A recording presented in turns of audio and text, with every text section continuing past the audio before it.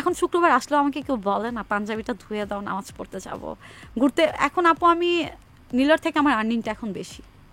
হ্যাঁ, নীলাকে যে স্যালারি দেওয়া হতো ওই স্যালারিটা কিন্তু দেওয়া হতো না। আমি কোম্পানিতে যেটাই গানে আমার স্যালারিটা নীলার থেকে অনেক বেশি।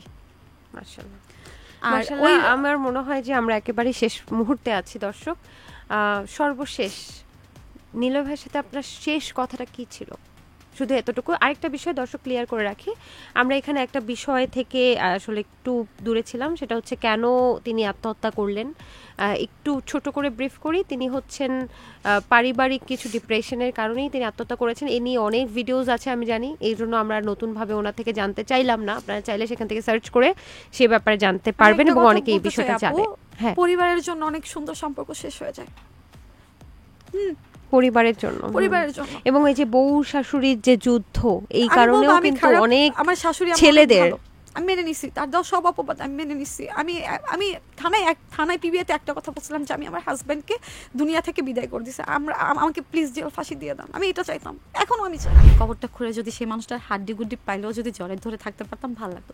কিন্তু আপু আমি এত করে চাই, কেন আল্লাহ আমাকে নেয় না? এত কিছু করলাম, এটা কি বলছেন? এটা বলাটাও ঠিক না, এটা বলাটাও পাপ। এবং আমরা চাই যে সবাই দীর্ঘায়ু কামনা করছি সবার, এবং আপনি অনেক বছর বাঁচছেন, বেঁচে থাকতে হবে। না, আমি অনেক বছরটা চাই না। এখন আমার মানে এত ছবি আছে ছেলেদের সাথে, মানে তুলতে গেলে অনেকেই আসে ছবি তুলতে। দুজন ছেলে আছে যেভাবে বললেন, আবার তো সবাই ভুল বুঝবে কারা তারা। না, ওরা ক্যামেরার সামনে, ওদের চিনে মুন্না, ওরা ওদের সবাইকেই চিনে। আমাদের কাছে মনে হয় কি মৃত্যুটা অনেক সহজ, কিন্তু আমি নিজেকে যে পরিমাণ আমার এখানে কাটা নিজে ক্ষতি কেন করছি, হ্যাঁ এখানেও কিন্তু কম। হ্যাঁ, আমি যখন তার কথা মনে ওঠে আমি খুব পাগলামি করি। এই জিনিসটা কাউকে আমি বুঝাইতে পারি না। আমার তখন মনে হয় কাউকে আমি জড়ায় ধরে খুব কান্না করে বলতে পারতাম। আমার এখনো ফিল হয় যে আমি যদি নীলার কবরে যেতে পারতাম, মাটি খুঁড়ে না যে যদি আমি মাটি খুঁড়ে আমাকে ওইখানে, কিন্তু ওখানে গেলে তো ইসলামে হচ্ছে খুব মানে হুজুরাও ওখানে যেতে দেয় না, কারণ ওখানে গেলে খুব কান্নাকাটি করলে খারাপ লাগে সবারই। আল্লাহ যেদিন আমাকে একটা হালাল রিজিকের ব্যবস্থা করে দিবে সেদিন আমি গানের জগৎটা ছেড়ে দিব। হ্যাঁ, গানের জগৎটা ছেড়ে দিব, মিডিয়ার জগৎটাও আমি ছেড়ে দিব। বাট ওই জায়গাটা এখনো হয় না। আমি যে টাকা পাই আমার কাউন্সিলিংয়ে অনেক টাকা চলে যায়। ডক্টর, আমি একটা সিস্টার প্রবলেমে ভুগতেছি, অনেক শারীরিক অসুস্থতায় ভুগতেছি। জাগো এফএম এর অ্যাপ এখন পাওয়া যাচ্ছে অ্যাপ স্টোর এবং প্লে স্টোরে। একটা মন্তব্য করতে চাচ্ছি যে আপনারা যে এরকম কমেন্ট করেন, একটা মেয়ে আসলে কিভাবে চলছে সেটা আপনারা কিন্তু দেখেন না। এই মানুষটা কিভাবে তার এখন তো একাই, এই একা সময়টা তার নিজের খরচটা কিন্তু নিজেকে চালাতে হচ্ছে। সো আপনি ব্রাইডাল শুটে নিচে গিয়ে লিখে গেলেন কি ব্যাপার, তোর ডিপ্রেশন কোথায় গেল, এগুলো না লিখে আমার মনে হয় যে তার বিকাশ নাম্বারটা দিয়ে দিলে, তাকে যদি কিছু টাকা পাঠানো হয় তার সেটা উপকার। আমি চাই না কারোর কাছে হেল্প, আমি জানি, কিন্তু কথা হচ্ছে তোমরা তো টাকা দিয়ে আমাদেরকে পালছো না বা একটা মেয়েকে পালছো না, তাহলে কেন তোমরা এরকম নেগেটিভ কমেন্ট করবে? একটু শেষ মুহূর্তে জানতে চাচ্ছি, আপনি নিজের ক্ষতি নিজে এখনো করছেন। আমি দেখতে পাচ্ছি যে নিজে পা কেটে হাত কেটে এগুলোকে আবার ফেসবুকে দিচ্ছেন, এটা কেন?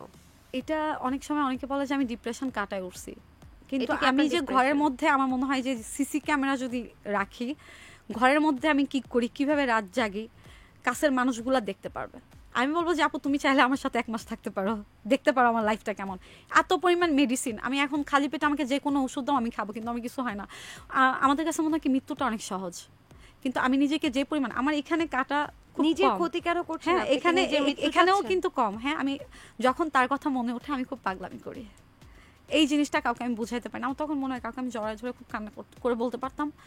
আমার এখনো ফিল হয় যে আমি যদি নীলার কবরে যেতে পারতাম, মাটি খুঁড়ে না যে যদি আমি মাটি খুঁড়ে আমাকে ওইখানে, কিন্তু ওখানে গেলে তো ইসলামে হচ্ছে খুব মানে হুজুরাও ওখানে যেতে দেয় না, কারণ ওখানে গেলে খুব কান্নাকাটি করলে খারাপ লাগে সবারই। ওখানে গেলে তো আমি আরো বেশি ডিপ্রেশন। লাস্টবার যখন গেছিলাম আমি তখন বুঝলাম কেউ আমার ভিডিও নিবা না, যখন বুঝতে শিখলাম কেউ ভিডিও নিবা না, আমি এখানে আসি যাই এটা কারণ, তখন আমি সবাইকে সরাই দিলাম। আমি এখন চলতে গেলে কিন্তু আমার সাথে ছেলে মানুষ থাকে, এখনো 2জন ছেলে আসছে চলতে ফিরতে। আর এখন আমার মানে এত ছবি আছে ছেলেদের সাথে, মানে তুলতে গেলে অনেকেই আসে ছবি তুলতে। 2জন ছেলে আছে যেভাবে বললেন, আবার তো সবাই ভুল বুঝবে কারা তারা। না, ওরা ক্যামেরার সামনে, ওদের চিনে মুন্না, ওরা ওদের সবাইকেই চিনে। তো যাই হোক, আর কি জানি বলতে গেলাম, কবরের ওখানে আমার এখনো মনে হয় যে আমি কবরটা খুঁড়ে যদি সেই মানুষটার হাড্ডি গুড্ডি পাইলেও যদি জ্বরে ধরে থাকতে পারতাম ভালো লাগতো। কিন্তু আপু আমি এত করে চাই, কেন আল্লাহ আমাকে নেয় না? এত কিছু করলাম, এটা কি বলছেন? এটা বলাটাও ঠিক না, এটা বলাটাও পাপ। এবং আমরা চাই যে সবাই দীর্ঘায়ু কামনা করছি সবার, এবং আপনি অনেক বছর বাঁচেন, বেঁচে থাকতে না হবে। না, আমি অনেক বছরটা চাই না, এটা আমার মাও দোয়া করে। মা বলে আল্লাহ অনেক খায়া দেখ, লাইফটা আর সুন্দর হবে। এসে আমি বলি মা, মার দোয়া তো কবুল হয়, তো হচ্ছে আর দোয়া করো না, আমি আর বেশি দিন থাকতে চাই না। কারণ এই দুনিয়ায় যে কষ্টটা আমি পাচ্ছি, আমি একটা কথা বলতে চাই, আল্লাহ যেদিন আমাকে একটা হালাল রিজিকের ব্যবস্থা করে দিবে, সেদিন আমি গানের জগৎটা ছেড়ে দিব। হ্যাঁ, গানের জগৎটা ছেড়ে দিব, মিডিয়ার জগৎটা আমি ছেড়ে দিব, বাট ওই জায়গাটা এখনো হয় না। আমি যে টাকা পাই, আমার কাউন্সিলিংয়ে অনেক টাকা চলে যায়।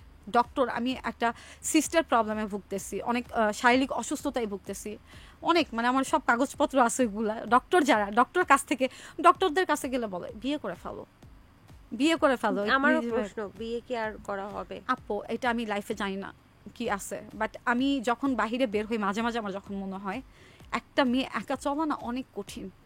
যেমন এখন বিধবা মেয়েদের জন্য, তুমি একটা সিঙ্গেল মানুষ হিসাবে যেমন চলবা 10টা ছেলে নিয়ে, আমি যখন ধরো একটা পার্ক দিয়ে হেঁটে যাচ্ছি, ওখানে কিন্তু 10টা ছেলে মেয়ে একজন আরেকজন ঘাড়ের উপর ঘুরে আসছে, তার দিকে তাকায় না, আমাকে নিয়ে কেউ একটা মানে কি ধরনের মন্তব্য করে, কেউ টিচ করতেছে, মানে এই বয়সে কিভাবে থাকবে, নেগেটিভ, মানে হচ্ছে আমি বলতে চাই না, পারি না, একটু শুনতে চাচ্ছি, এই বয়সে কিভাবে থাকবে, বয়সটা কম, কিভাবে মানে কি বলবো, মানে শারীরিক কথাও বলে, চাহিদা করে। আস্তাগফিরুল্লাহ, আল্লাহ মাফ করুক, আমি এটা বলতে চাই না, কারণ আমি অনেক ছোট ছোট বাচ্চাদের পাই আমার ভিডিও দেখে, এই বাচ্চাদের দিকে না না না, ছোট ছোট বাচ্চারা এসে আমাকে অনেক ভালোবাসে, আপু বলে, আন্টি বলে, ওদের মতো বাচ্চাই যদি আমি নিতাম।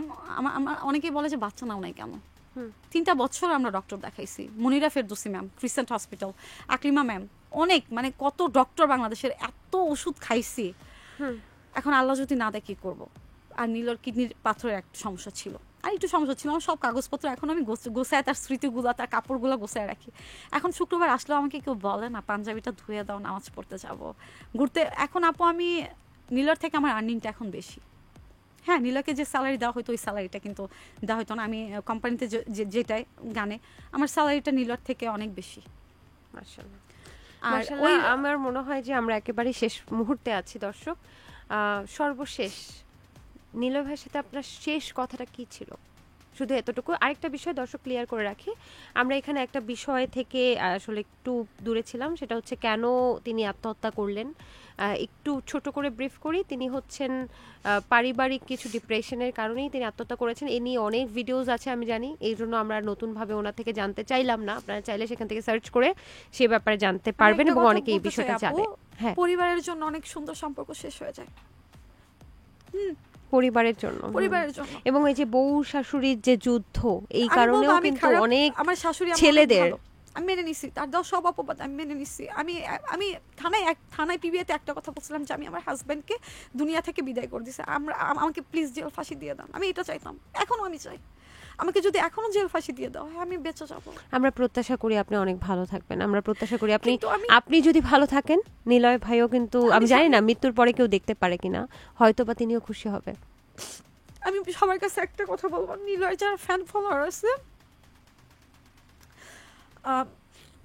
নীলয়ের জন্য দোয়া করতে। আমি সবার কাছে খারাপ থাকতে চাই, আর আমি এই লাইফটাতে আসছি না পরিস্থিতির জন্য।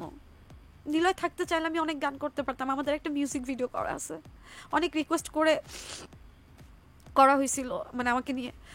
ও যখন রেকর্ডে যাইতো, স্টুডিওতে বসে থাকতাম, তখন বলতো যে নসীন তুমি তো গান লিখতে পারো, চলো আমরা দুইজন যদি গান গাই, তাহলে বাংলাদেশে কেউ নাই হাজবেন্ড ওয়াইফ গান গায়, দুজন মিলে ওঠার চেষ্টাটা খুব ছিল। আমাকে বলতো যে তুমি না একটা চেষ্টা করো, রাত্রে এরকমও বলতো, আমরা লিরিক্স লিখতাম, তখন বলতো একটু গাও তো, সুর দাও তো, পরে ও এরকম শিখাইতো ওর গানে, বলো এই আমি হাসতাম, এত হাসতাম। ওই মানুষটা যখন গান করতো রাত্রেবেলা, যেয়ে তাকে জড়ায় ধরা বা হচ্ছে বসে, মানে এইগুলো আমি কিছু জিনিস থাকে, এগুলো কখনো ভোলার মতো না। আমার যদি এখন পুরো দুনিয়াটা আমাকে দেওয়া হয়, মানে দুনিয়াতে যত সুখ দেওয়া হয়, কিন্তু ওই মানুষটার ঘাটতিটা আমি জানি না আল্লাহ আমাকে কতদিন হায়াত দিবে, কতদিন বেঁচে থাকবো, তার মায়া সুখ আমি আজও কাটে উঠতে পারি না, আর পারবো কিনা আমি জানি না, আর তার জন্যই আমি পাগলামিটা করি।